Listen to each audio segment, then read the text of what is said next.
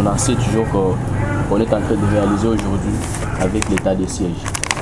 Aujourd'hui, on va donner notre bilan et rebondir encore sur nos points de vue qu'on a donnés depuis le commencement. C'est que nous vous prions à nous écouter, mais aussi à noter vos questions, parce qu'après que notre frère qui va lire notre communiqué, nous allons passer à l'étape des questionnaires. Merci. King, vous avez la parole. Merci d'abord pour cette question. Là, je parle en tant que point focal de l'Union sacrée au Nord Kivu, où nous regroupons plusieurs partis politiques que nous chapeautons. Il faudrait comprendre que l'état de siège a été beaucoup réclamé ici au Nord Kivu. Nous sommes parmi les gens qui avaient demandé cet état de siège, compte tenu de plusieurs tentatives qui n'avaient abouti à aucune résolution durable. Voilà que l'état de siège est là. Bien sûr qu'il y a des acquis, et ainsi que des faiblesses. Pour ce qui est des acquis, aujourd'hui les gens dans la ville de Goma peuvent dormir paisiblement. Ce phénomène 40 voleurs a disparu. On a fait de bouclage, on a ramassé beaucoup d'armes et beaucoup de bandits qui étaient cachés ici. C'est ce qui explique qu'il y ait une certaine paix dans la ville de Goma. Ce phénomène kidnapping qui tend à disparaître, même à Rutshuru, aujourd'hui les gens font des va-et-vient, aller même à Kibirizi, y revenir. Les gens sont en train de se déplacer. Ce sont déjà des avancées que nous pensons qu'il faudrait saluer. Hormis cela, en termes d'acquis, aujourd'hui, nous pouvons dire avec précision qui est en train de trahir toutes les victoires des FARDC. On a trouvé des complices au sein des FARDC, on trouve des complices aussi au sein de la population. Aujourd'hui, avec précision, nous comprenons que le combat qui est mené en province du Nord Kivu, toutes les guerres là, en majorité, c'est nous-mêmes Congolais qui nous combattons. Il faudrait qu'on puisse comprendre cette chose. C'est un acquis de l'état de siège. Aujourd'hui, on sait qu'on a toujours détourné l'argent des soldats qui sont au front. C'est grâce à cet état de siège. Parce qu'avant, on supputait, mais aujourd'hui, on a des responsabilités qu'on peut citer. On peut le dire avec précision qui fait quoi et où il le fait. C'est avec précision. C'est grâce à l'état de siège. Plusieurs routes sont ouvertes, que ce soit en Ituri, que ce soit dans le Grand ou le Grand Nord, le Grand Sud.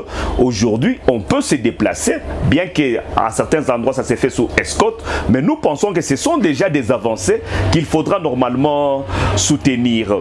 Il y a aussi des faiblesses, on ne peut pas refuser. Voilà l'utilité de l'évaluation. L'évaluation n'est pas faite pour arrêter l'état de siège. Parce qu'aujourd'hui, à ce niveau, si on osait seulement arrêter cet état de siège, c'est une catastrophe. C'est dire, tous les groupes négatifs, toutes les forces négatives ou tous les groupes rebelles n'auront plus peur de l'État. Ils vont se dire que l'État a échoué, l'armée a échoué, le peuple congolais a échoué. Ça sera une jungle en ce moment-là. Nous allons nous retrouver dans une situation où la province du Nord Kivu restera une province invivable. Les gens vont fuir et ça sera de l'anarchie. Nous pensons qu'en termes de prudence, il faudrait focaliser notre attention sur cet état de siège qui a déjà commencé, aider l'état de siège à pouvoir atteindre ses objectifs, parce que l'objectif capital, c'est la paix, c'est la sécurité et la stabilité. On ne dit pas que l'état de siège doit être éternel. L'état de siège, si on peut ajouter un mois et demi, nous pensons qu'on peut déjà arriver à des résultats escomptés. Donc il suffit à l'état de siège d'asseoir l'autorité de l'État sur toute l'étendue de la province. Je crois que l'autorité civile peut rentrer. Mais nous regrettons le comportement de certains députés qui montent au créneau pour démonter l'arrêt de cet état de siège. Pour nous, ça frise de la complicité. Pour nous, ça frise de la trahison. Comment est-ce qu'au moment où la justice est en train maintenant de faire son travail, en arrêtant plusieurs commanditaires, en arrêtant plusieurs complices, on voit certains s'intercaler entre les commanditaires et la justice. Pour nous, ça devient suspect.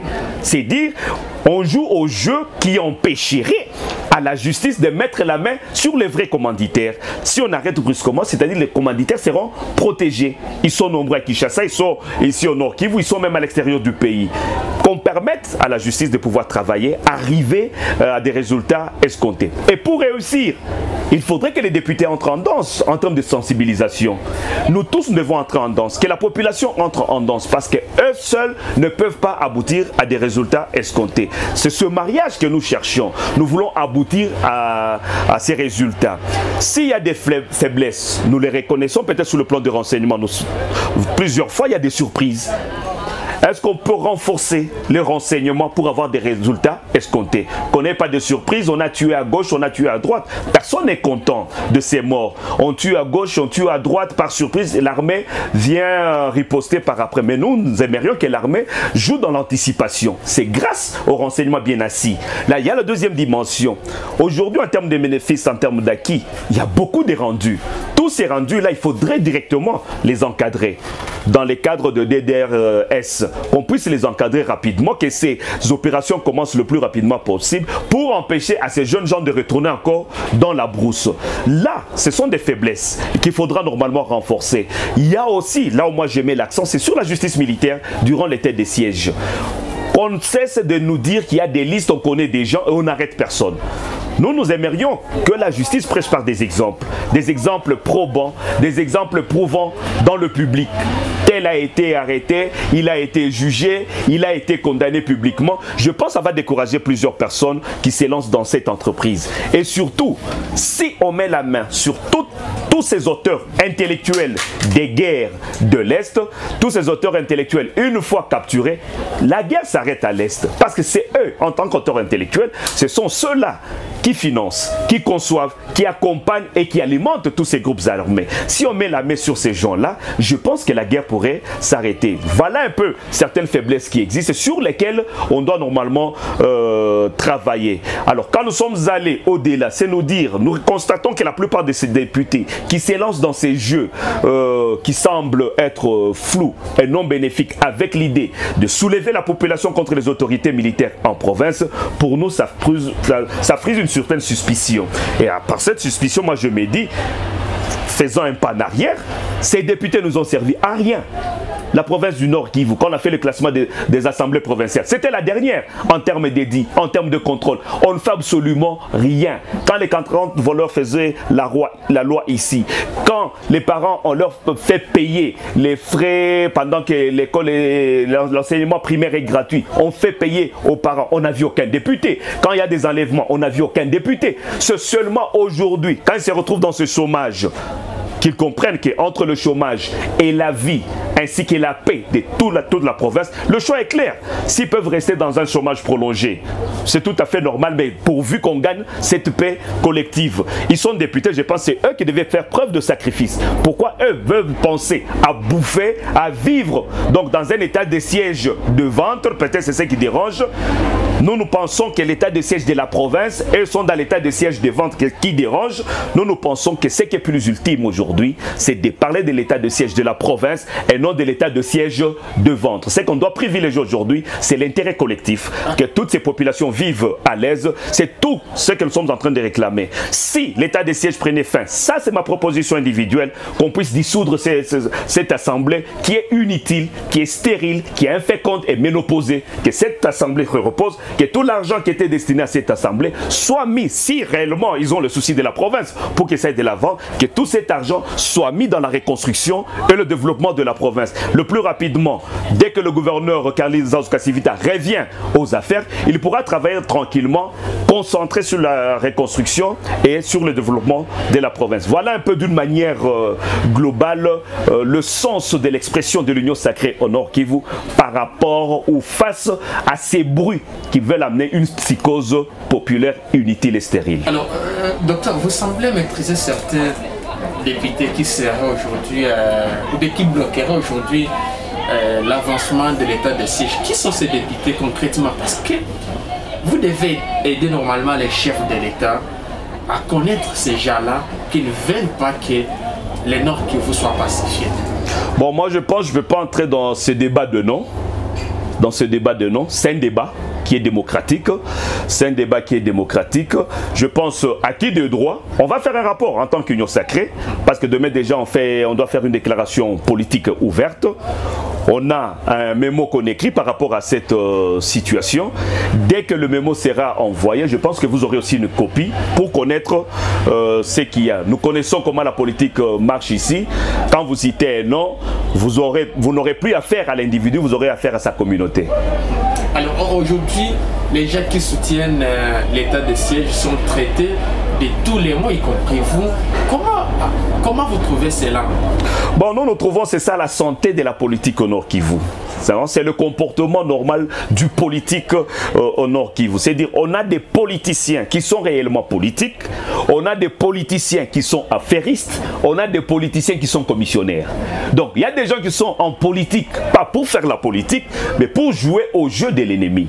Il faut comprendre ça. Il y a des gens qui sont en politique pour favoriser peut-être le coulement de leurs marchandises, de leurs affaires qui sont en train de mener à gauche et à droite. Il y a certains qui sont en politique, ce sont des moukala. Donc il est là, il parle au nom de ceux qui sont dans l'ombre. Ça c'est la politique. Il y a ceux-là qui font la politique politicienne pour le souci, l'intérêt communautaire. C'est dans cette catégorie que nous nous retrouvons. Quand je parle, je ne parle pas de mon bénéfice, je parle du bénéfice collectif. Donc je me bats pour tout le monde, je me sacrifie pour tout le monde. Quand je trouve que les députés ne savent pas jouer leur rôle, je me prends pour un député. Bien que je n'ai pas été proclamé, j'ai été élu, bien que je n'étais pas proclamé, j'ai ce sens-là et ce devoir patriotique de par la Constitution, de pouvoir crier haut et fort, dire sur ce qui ne va pas et proposer ce qui devrait normalement marcher. Voilà la démarche dans laquelle nous nous retrouvons. Bien sûr, on a déjà eu assez d'intimidation, de trucs, nous sommes habitués à ça, on n'est pas né de la dernière pluie, mais ce qui est plus capital, mon frère Justin, nous devons nous concentrer pour l'intérêt de la province. Les gens sont morts en masse. Il y a eu trop de sacrifices inutiles. Plusieurs politiciens se sont enrichis sur le dos de cette population. Nous ne pouvons pas accepter, trop c'est trop. Le sang a tant coulé. Nous avons besoin de la vie et de la vie paisible. J'ai envie de quitter ici, arriver c'est pas à Butembo, à Beni, à Mangurujipa, à l'aise comme c'était dans le temps. Pourquoi est-ce que nous avons opté cette culture de la criminalité pour survivre? Pourquoi nous avons opté cette culture de tuer pour exister? Mais chacun mourra un jour. Il faudrait qu'on puisse interpeller la conscience collective. Le Nord Kivu étant le ventre mou de la République, le Nord Kivu devait avoir une nouvelle face, une nouvelle façon de vivre, un autre reflet, un nouveau reflet que nous devons manifester à travers la République, à travers l'Afrique, à travers le monde. Mais tout cela passe par la conscience collective. Que les gens cessent de chercher des intérêts égoïstes au détriment de cette population. La plupart des gens s'élancent politiquement dans le populisme. Qu'on se dit c'est lui qui a dit, c'est lui qui a fait. C'est pas ça qui nous apporterait le bonheur en province du Nord Kivu. Voilà pourquoi nous pensons qu'aujourd'hui, il est bon que nous regardions tous dans la même direction, que nous ayons tous un même sens à suivre, que ce sens patriotique puisse dominer en nous, que l'on comprenne que le président de la République s'est beaucoup investi pour la province du Nord Kivu. Si vous regardez en termes de visites, nous sommes la première province qui a eu trop de visites du chef de l'État, la province qui a eu beaucoup d'investissements en termes de sécurité par l'amour qu'a le chef de l'État pour cette province. Je pense qu'en retour, on ne peut pas lui présenter de la trahison, qu'on ne peut pas lui présenter de la bassesse. Je pense que nous pouvons le faire preuve de maturité, de grandeur pour lui dire si réellement il y a paix ici à l'Est. Le Nord Kivu, c'est l'Eldorado de la République démocratique du Congo. Le Nord Kivu sera la meilleure province de la République démocratique du Congo. C'est à l'unisson que nous pouvons avoir ce bonheur tant chéri par tout le monde. Alors, docteur, vous semblez soutenir, comme certains Congolais, l'état de siège, mais il y a un certain mouvement citoyen, je cite, dans la Lucha, qui a avancé un bilan qui semble être noir. Ils ont avancé dans leur point de presse d'hier un chiffre de plus de 500 personnes tuées depuis le début de cet état de siège. Est-ce que ce chiffre est vrai vis-à-vis des résultats que vous connaissez qui se passent sur le terrain? On donne des chiffres, c'est bien bon, mais quel est le vrai chiffre? Il y a ceux-là qui parlent de 200, ceux qui parlent de 300, ceux qui parlent de 400, ceux qui parlent de 500.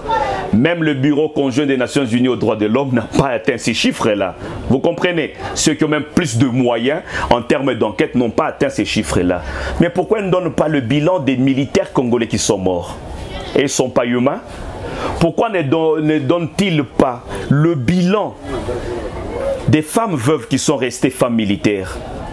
Le bilan des enfants orphelins de ces militaires qui sont restés. Eux n'ont pas droit à la vie.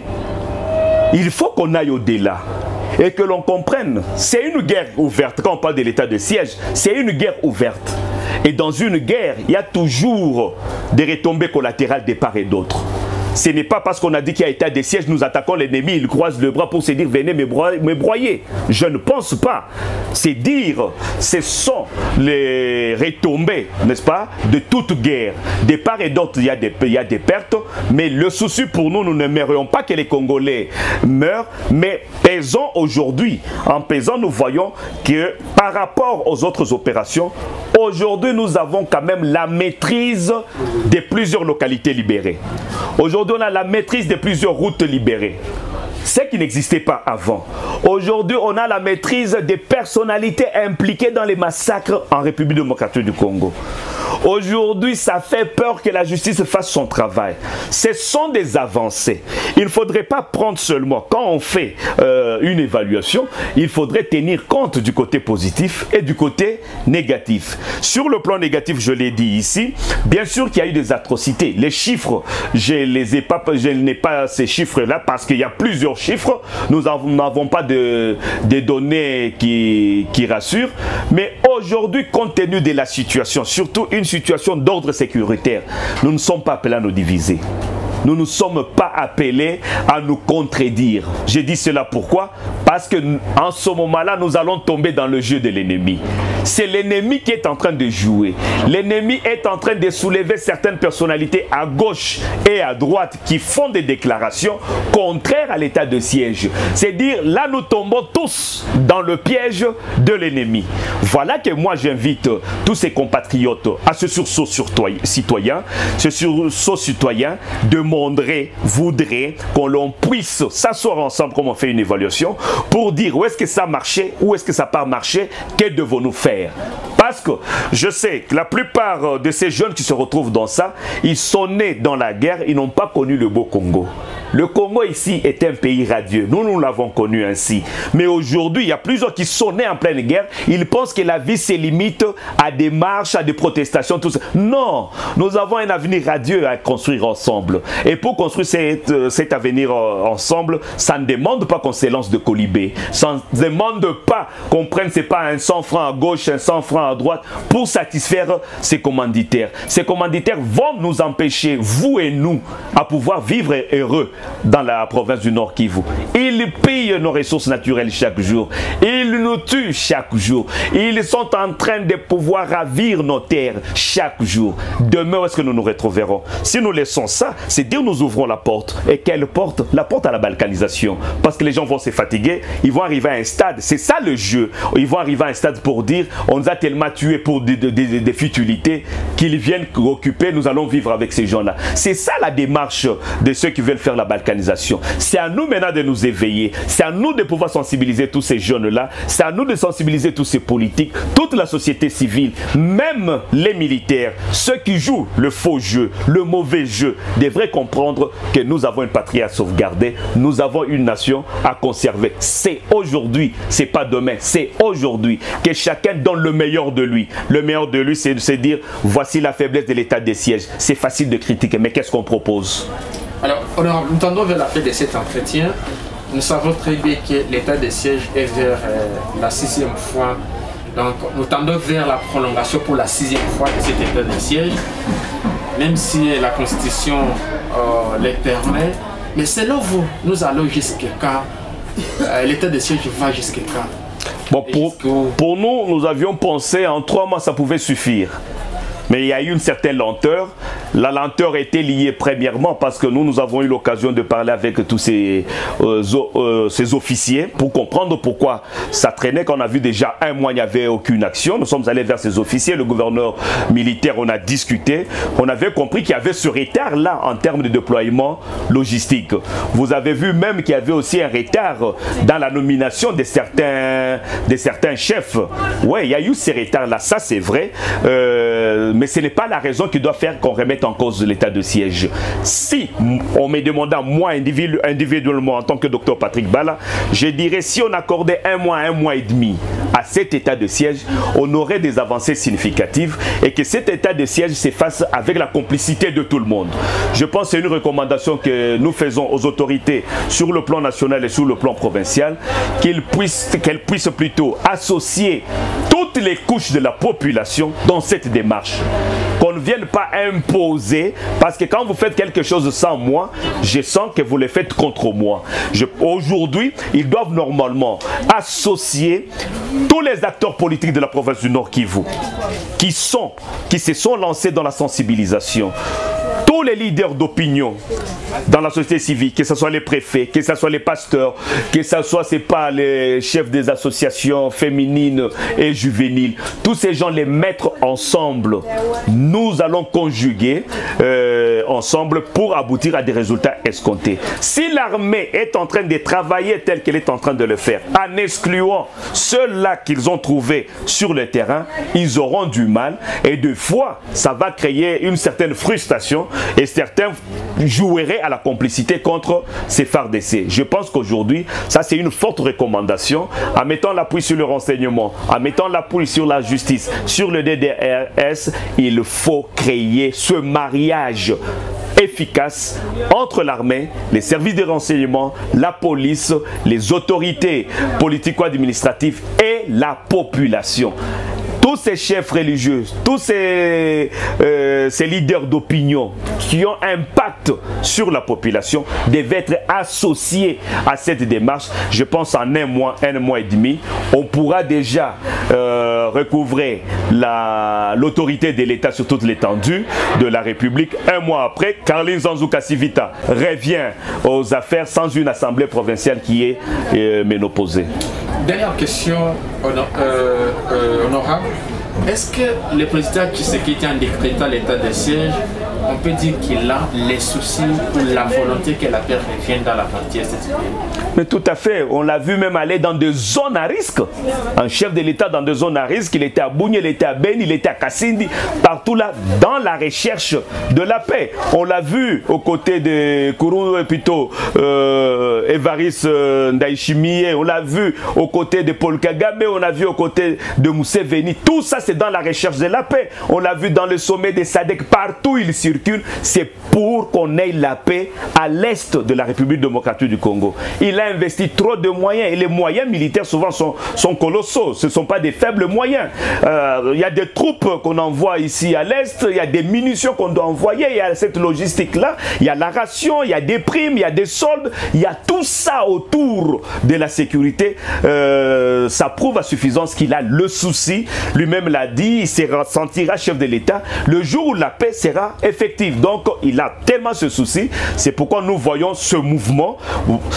C'est la première fois qu'on apprenne qu'il y a l'inspection générale de l'armée qui est descendue pour faire ça. Donc, il cherche normalement par tous les moyens à apporter des solutions, que cette paix soit là. Moi, je pense, en humain de bonne foi, nous devons soutenir le chef de l'État. La meilleure façon de le soutenir, c'est de sensibiliser, c'est de moraliser nos troupes. Il ne faut pas décourager nos troupes au front, c'est de les moraliser, les encourager, leur donner les informations qu'il faut à temps aussi, et qu'eux aussi soient rapides à pouvoir répondre pour qu'on résolve cette situation. Critiquer c'est bien, mais le meilleur c'est de proposer. Et quand on propose, on donne des solutions, on donne des propositions qui sont solides, durables, viables et rationnelles. Vous comprenez? Rationnelles surtout. Pas des propositions sentimentales, populistes, égoïstes. Ça c'est ce que nous ne voulons pas. Qu'on se sente comme un seul corps, comme un seul homme. Nous pensons que cette paix pourrait venir le plus rapidement possible d'ici un mois.